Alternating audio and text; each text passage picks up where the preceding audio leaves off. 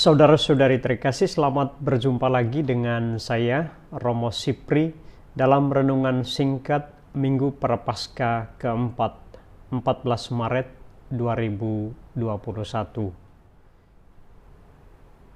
Saudara-saudari terkasih, cinta kasih membuat seseorang melupakan kesalahan, mengutamakan keselamatan dan kebaikan orang yang dicintai atau dikasihi.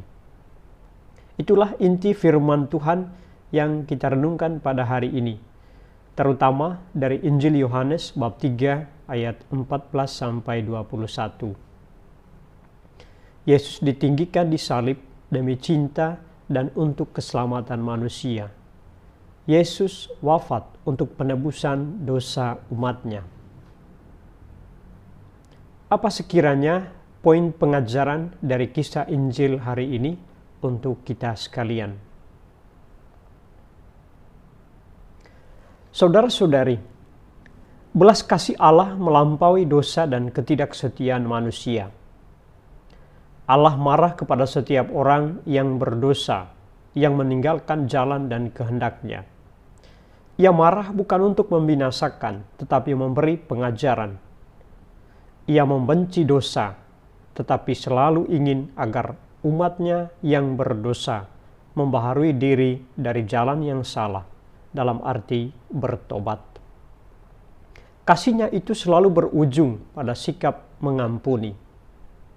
Sikap belas kasih Allah kepada kita umatnya yang seringkali jatuh dalam dosa ini tergambar dengan jelas dalam kisah Injil, terutama kisah anak yang hilang. Allah bagaikan seorang ayah yang menerima kepulangan anaknya yang hilang dengan sikap hati penuh kasih dan pengampunan tanpa syarat. Allah dalam belas kasihannya yang berlimpah itu seakan-akan selalu berkata kepada setiap orang yang berdosa, "Anakku, apapun yang kau lakukan, pintu hatiku selalu terbuka untukmu. Aku sabar menantimu pulang." Itu artinya, kapanpun seorang berdosa mau bertobat, ia selalu membuka lebar pintu belas kasih-Nya.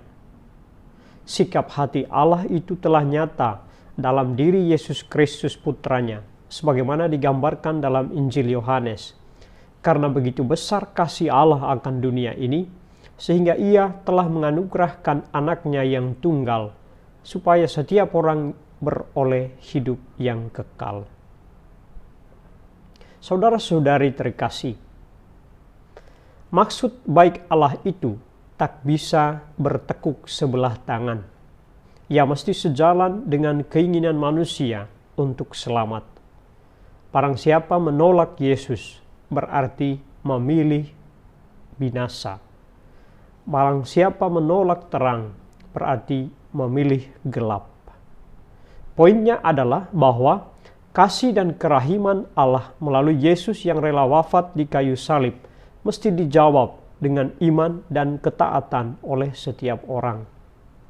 Dengan demikian, kasih dan kebaikan Allah hendaknya menjadi pijakan yang menguatkan kita untuk bertobat dari dosa dan salah, berbalik dari jalan kebinasaan menuju kehidupan. Ada sebuah cerita singkat yang kira-kira isinya seperti ini. Dan ini film karikatur. Ada seorang pemuda yang sedang berjalan dengan Yesus.